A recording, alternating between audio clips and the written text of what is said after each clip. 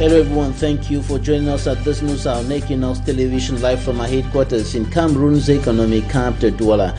I am Bable Jonathan. In our top stories at this news, condemnation continue rising to the sky after the burning down of Catholic Church Chang in the southwest region of the Republic of Cameroon. Churches and schools are protected areas in crisis periods. A church burnt down by unknown individuals in the southwest region of the Republic of Cameroon, and the Bishop of Mamfe has said that the Catholic Church will never return to that locality.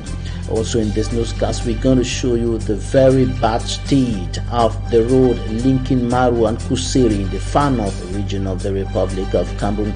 We'll also bring to you details on the economic consequences of the bad state of that very busy road. We'll also bring to you updates on the funeral of Queen Elizabeth II.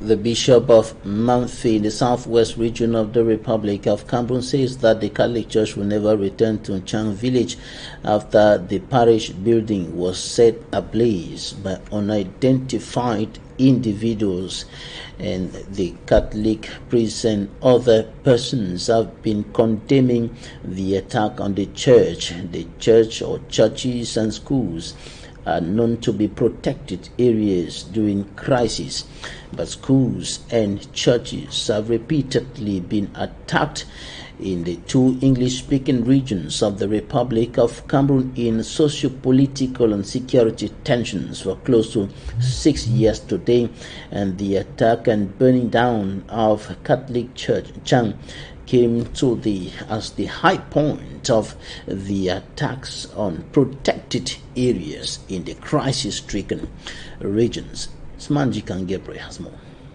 This after the arson attack on St. Mary's Catholic Church in Chang Village, Manu Division, Southwest Region. It was a furious bishop of the Mamfe Diocese who went down to the crime scene. I have no problem with anybody. We are working for peace. But what has happened is an abomination. You burn the church of Jesus inside, you are telling God, we don't want you in our land. This is a terrible thing. We all have to pray to beg God's mercy, because the church will never come back to Chang again. Bishop Aloysius Fondong Abangalo's mission to Nkembong village was cut short as a result of the arson attack on St. Mary's Catholic Church in Chang village. Immediately after his arrival, the bishop, assisted by some other reverend fathers, went directly to the tabernacle to remove the body of Christ. The Bishop of Mamfe Diocese says his mission to the division was nothing but for peace. Since I came here, I said, I want us to pray for peace. Let us pray for peace. And praying for peace means that we should do everything to make sure that people are happy, people are able to worship God. Never in the history of mankind have people fought against God. You cannot try the patience of God. It's not possible. You have tried the patience of men, now they want to try the patience of God. And says the church was burnt by Catholic Christians turned separatist fighters. I'm saying it. Those boys who did this thing, they are part of our brothers and sisters. They know very well the faith. They are Catholic Christians. Some of them are Christians. Something a faithful disagreed with the bishop. My Lord, they are not people from here. The burning of the St. Mary's Catholic Church in Chang Village, Manu Division, is the first major casualty that has occurred since Bishop Aloysius Fondong Abangalo took charge of the Mamfe Diocese. My Lord, they are not people from here. As the crisis sweeping across northwest and southwest regions of the Republic of Cameroon continues, authorities are now investigating, or better still, security officials and officers are now investigating a mentally deranged young woman who was found with a dead baby in her hands. It is not known what happened to the baby. It is not known who is the mother of the baby, and a lot of information like this that had been investigated. And within a situation of crisis, it is a disturbing situation that security officers are now investigating to know exactly what happened. Derek Jatosma.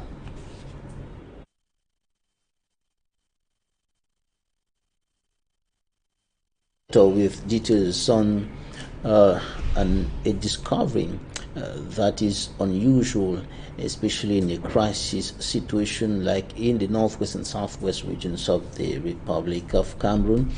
A mentally deranged young woman discovered or found with a dead child, and officials are now investigating to know just what happened and what is behind the whole issue. Yes, is mentally unstable. And early hours of Monday, September 19, 2022, she was seen carrying a dead baby on the street of Boya. Medics say the dead child is not more than 24 hours old. But the baby was still thin. The baby that it was still a bit new. So we decided to call the police. How did this newborn girl get into the hands of this mentally ill adult? Was the question. The security forces and the judiciary went looking for answers.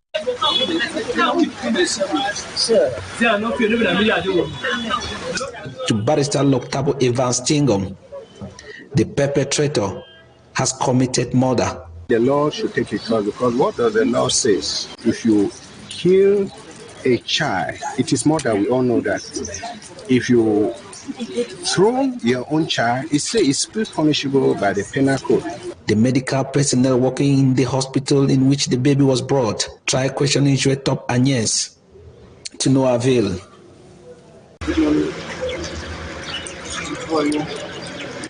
The gendarmerie took its turn, and Juetop Agnes gave the first clue. She said the child was given to her at Boya Town Slaughterhouse.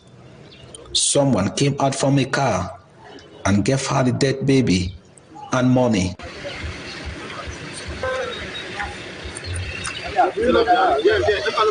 But when the security forces got to the said site, Juetop Agnes said she came to Boya Town to buy a cow.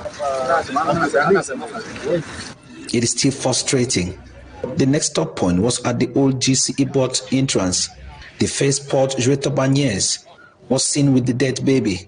Coming from that end, when I saw her with the baby, I thought it was even a toy. And later on, when I rushed to her, I saw it was a baby. I rushed to 7 days, which is not even 50 meters away from now. The doctor confirmed it was dead. That lady is a popular woman that always passes here. So when she was passing, we thought that it was this baby something. So it was those Okada people who came and said, no, it's a baby that she's carrying. Yes, from this Sampit direction. Yeah. Then to Sampit, to the home of Juetop Agnes, where her mom shown to the investigators the 5-month-old baby of her daughter Juetop Agnes. There, we see Pamela, a police commissioner from the Judicial Police in Boya leading the investigation, made some discoveries. Stains of blood on the towels and some dresses in the house. A similar piece of cloth in which the baby was wrapped was also seen at the home of Juetop Agnes. There was no date on the child, nor the dresses in which she was wrapped. Magistrate Emmanuel Kilongwa, the first Deputy State Counsel of the Court of First Instance, and the High Court of Fako, who is coordinating the investigation, called for collaboration and begged the public to inform the forces of law and order if they have any information. One day, baby, a toddler, as the only will say, and died under very mysterious circumstances, and we are trying now to unravel the mystery behind it.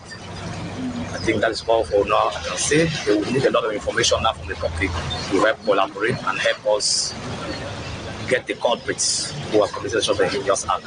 At press time, the mother of Juetop Agnes was taken for questioning, and the corpse of the 1-day-old baby was taken away by the Buya Council for burial. Some decisions and actions of Douala II municipal authorities provoking social unrest at the Douala Central Market. Some traders, when protesting against what they consider as a violation of their rights, referring to the construction of shops blocking the entrance into their own shop, consequently hindering them from doing business as usual. Lucy Liengo was there and now reports. These are traders of Marché Central in the Douala II subdivision. They are disgruntled. The traders complain they are suffocating as the council keep welcoming people to construct buildings on the lone entrance leading to their stores. We are very surprised. We came this morning only to realize the start of a foundation at the principal entrance of our stores. We don't understand what is happening. According to the economic operators, this is the only entrance left in case of any fire outbreak to save lives and properties. If we have a fire outbreak in the market today, everyone will lose his or her life because there is no way to escape. Whereas Marché Central is faced with a lot of challenges like leakages, floods everywhere. The council is not thinking about that. The council is thinking about constructing. The businessmen and women also say they were not informed of the construction. I was here on Saturday when the people concerned came to have a view of the site. They showed me a document which was signed by the mayor, the divisional officer, and also the president of the market. The president who even signed this document did not think about the well-being of the traders. Sans toutefois tenir compte des commerçants qui tous les jours viennent à leurs occupations et qui doivent respirer. Collectively, they decided to destroy the foundation to stop every work that has started.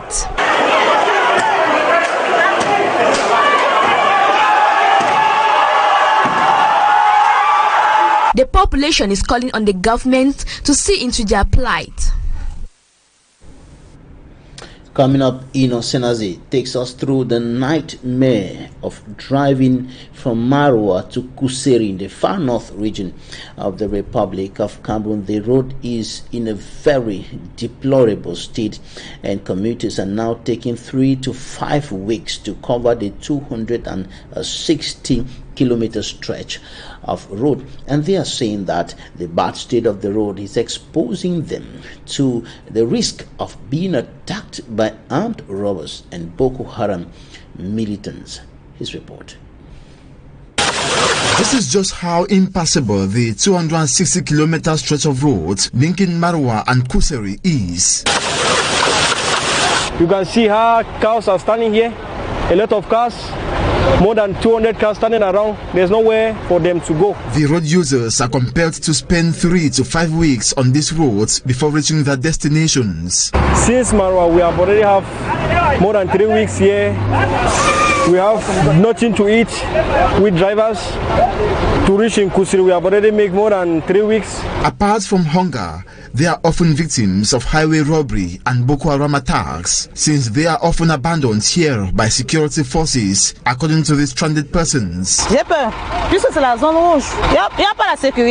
Sometimes they don't talk with people, they can just take you and lock for nothing. To quickly move across, it requires force and assistance. Some vehicles usually tumble in the course, worsening matters. Not ignoring the 60-kilometer stretch connecting Marwa and Mora. At first, we spent 16,000 francs CFA for fuel to and fro, but today, because of the horrible state of the Marwa-Kuseri road, we spend over 30,000 francs CFA. We can't cope with anything less than that. Every class of persons using this 260-kilometer stretch of road is adversely affected, being it business persons whose goods get bad. You cannot even reach there. When you are like in Dabanga, that the banana is already red. that's where you start having some problems. Teachers and students and many others. Bon, la situation est compliquée pour tout le monde, hein, pour nous les enseignants, pour les élèves, pour tous ceux qui sont en service à Kousséry. Je dois aller prendre le service.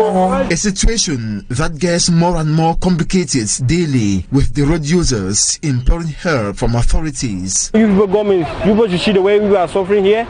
Maybe you can help us and see the solution. Responding to this, the governor of the Far North region assures that solutions are on the way. Communicate to forbid those lorries who mainly come from neighboring country. The damage left their road.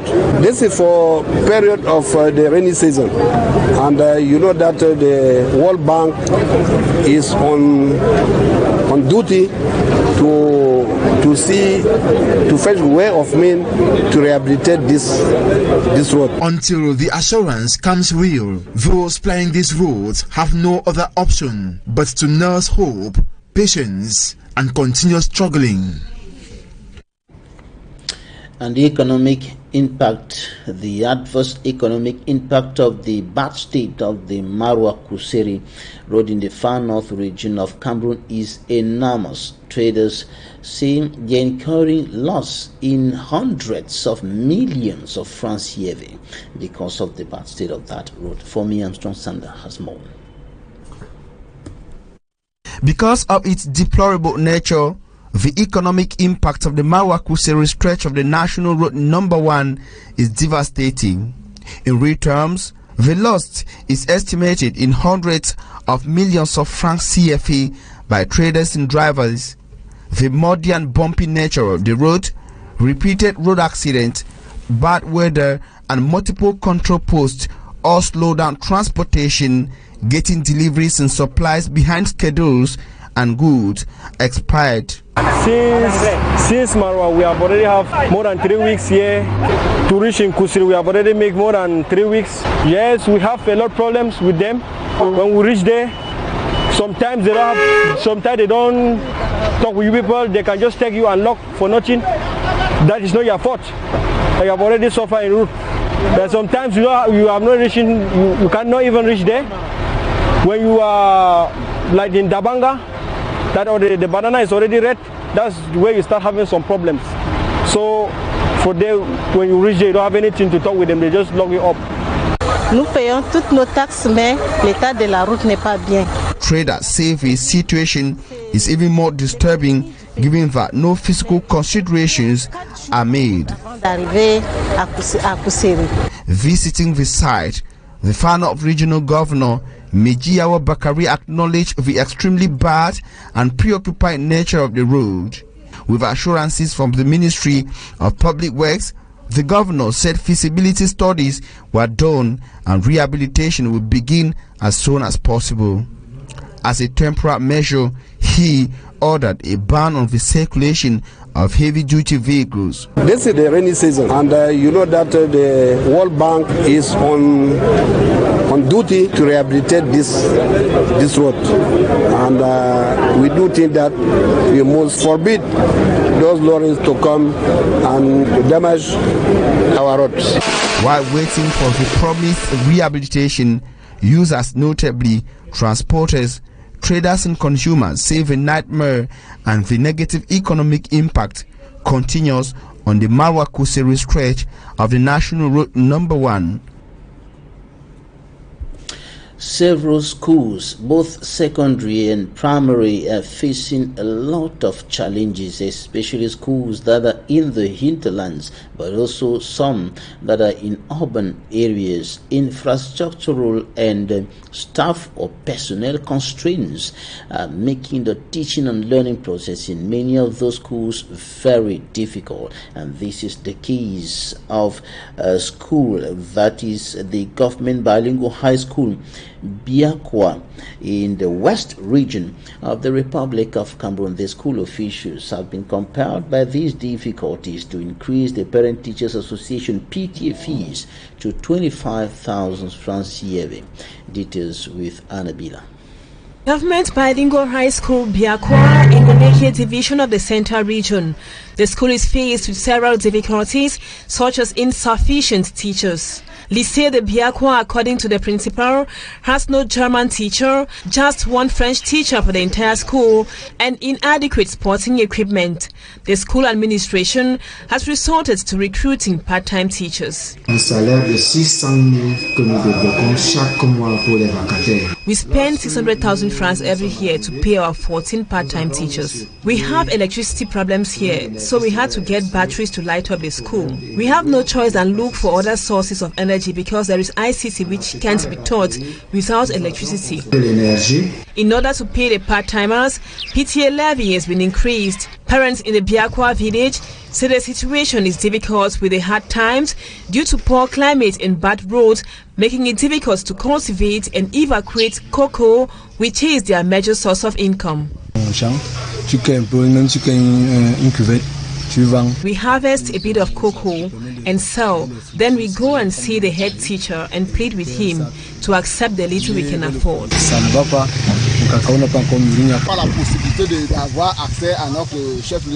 We have no access to our headquarters in Bangasina. The distance is short but difficult to get there.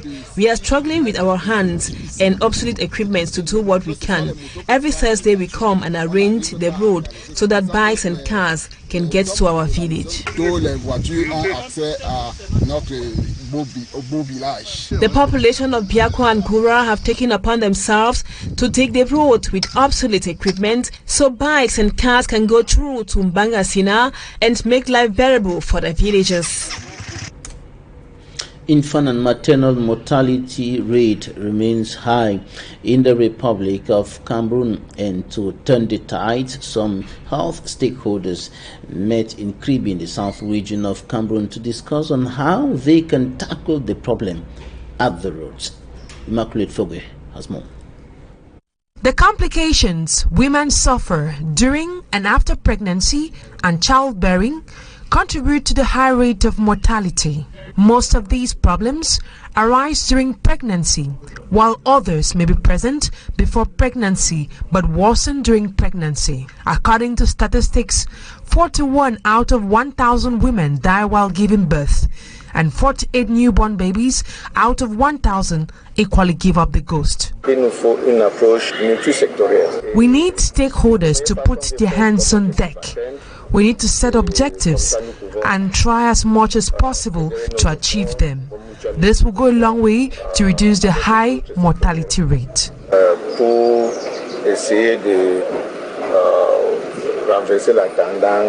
Meeting in Kribi in the South region, stakeholders in the health sector are strategizing on how to decrease maternal and child mortality rate. According to them, this is achievable if skilled health personnel are made available, especially in rural areas. We are already thinking of how to help pregnant women, especially those living in rural areas. The seminar has us aim to train those on the field with the required skills. Many women, especially those in rural areas, due to low income, hardly have access to quality prenatal and postnatal care. It is expected that such a seminar will respond to the needs of pregnant women and newborn babies.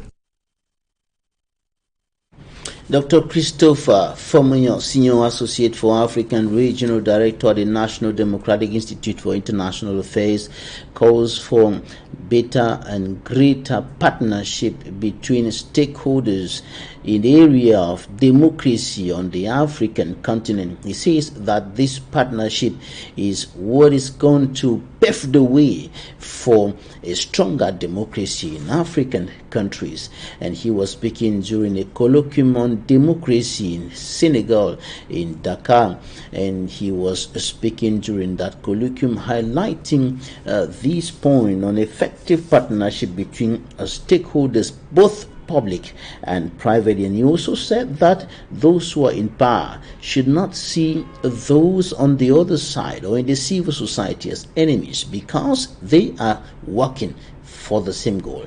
Take a listen to Dr. Christopher Fomia. It is rare, as Rosalind said, on this continent that organizations accept to sit in the same room and go through a brainstorming exercise that talks about their own performance. But right from the planning stage, in some of the meetings that we had for speakers and moderators, Dr. Okoro Dudu and his colleague treated everyone as equals. They were open, they made suggestions, they accepted some of the criticisms, they clarified for other participants what the real issues are, and they even gave us insights on how we could all be effective. You know, this is the kind of partnership that we don't see a lot across the continent, but that we're all yearning for. That people who are in positions of power, whether they're serving within the executive branches in their countries or on regional organizations, should realize that even those that are not in those positions, whether they're active in civil society organizations or whether they're just ordinary citizens, are all striving for the same goal. And we should be building synergies so that our continent can have the best. What has happened here in Dakar in these 2 days is remarkable. Just the accumulation of talent and expertise in one room in 2 days, the brainstorming that's gone on, the rich conversations that have taken place are extremely heartwarming. And they give me a lot of hope that despite the challenges that we face, in the next 2, 3, 5 years, when people write the history of ECOWAS and political development, political and economic development in this sub-region, they will remember that the colloquium of Dakar was a watershed moment. And still speaking during that colloquium in Senegal's capital, Dakar, Dr. Christopher Fomuyon said that there is need to find incentives to help policymakers do the right thing in upholding and enhancing the democracy of West African nations and the continent, or better still, the African continent at large. Take a listen. Some of us can go back to the history of the creation of UNOWAS here in Dakar, with now late General Lamine Cissé of blessed memory, and all the work that he did in conflict prevention, conflict mediation. We can think of Ibn Chambers, Dr. Chambers, and his tireless efforts as well. And now we're blessed to have you maintaining that flag of UNOWAS at a very high level. We thank you because this sub-region deserves all the attention that it can get because of the lead role that it has played on this continent. I also want to thank UNDP because UNDP has the muscle of being in almost every country on the continent. And when the policymakers and decision makers see that UNDP is at the table participating in these conversations and adding its voice to the brainstorming exercise that is underway, they take it seriously because you have got leverage with them in multiple ways. Your cooperation is on multiple layers. And when they know that you are sitting at the table, they also know that it's important for them to listen because the risks are higher for them. And as we discussed in one of our working groups, we have to find incentives for policymakers to do the right thing, even if at the same time we kind of dangle the sticks as a sign of saying, if you do the wrong thing, there could be consequences. And in news out of the African continent, Queen Elizabeth II's coffin was lowered in the Royal Vault of St. George's Chapel at Windsor Castle. That was earlier today, and signifying the end of a state funeral that began with a majestic service at Westminster Abbey and a procession in London before closing with a more intimate service at the palace, or at the place where the Queen lived in the twilight years of her life, and the Queen's arrival at a 25-mile drive from London on a route lined by tens of thousands of people was heralded by a grand procession on the long walk and the tree-lined boulevard that leads to the castle. Tens of thousands of people were earlier today lined up watching the coffin of the Queen passing by, and the service began at 11 a.m. in the Abbey, and with King Charles III and his family in the front row, including wife Camilla, the Queen consort Prince William, and two of his children, Prince George and Princess Charlotte. And of course, several African leaders among hundreds of foreign dignitaries who attended the funeral of British Queen Elizabeth II in London. Some 2,000 people have gathered in Westminster Abbey for her state funeral, and the Africans who attended leaders include South Africa's Cyril Ramaphosa, Kenya's William Ruto, Ghana's Nana Akufo-Addo, Tanzania's Suluhu Samia Hassan, and King Letsie III of Lesotho, and Senegal's Macky Sall as the current chair of the African Union. Also, there was Rwanda's Paul Kagame, the chair of the Commonwealth, and Ali Bongo, president of the Commonwealth's newest member.